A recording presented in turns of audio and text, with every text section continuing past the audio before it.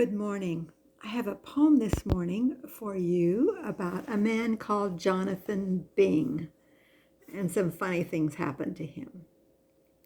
Poor old Jonathan Bing went out in his carriage to visit the king, but everyone pointed and said, "Look at that! Jonathan Bing has forgotten his hat. He's forgotten his hat." Poor old Jonathan Bing went home and put on a new hat for the king, but by the palace a soldier said, "Ho, you can't see the king, you've forgotten your tie."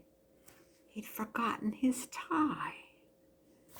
Poor old Jonathan Bing, he put on a beautiful tie for the king, and when he arrived, an archbishop said, "Ho, you can't come to court in pajamas, you know."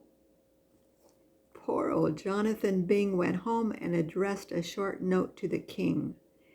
"If you please will excuse me, I won't come to tea, for home's the best place for all people like me."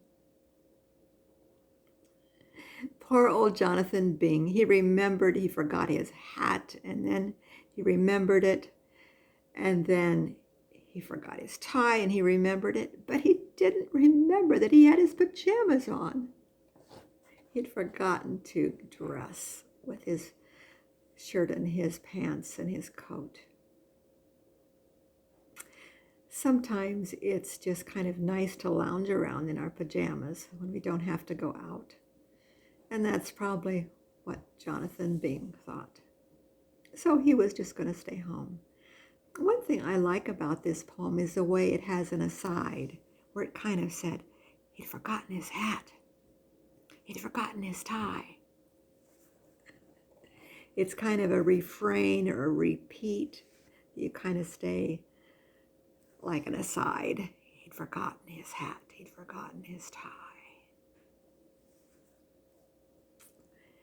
It's a fun poem. Here in Kansas, it's beautiful out this morning because we had snow last night. So everything is covered with white, and it's beautiful and sparkly. Bye-bye, and I hope you have a great day, and I'll see you tomorrow with another poem.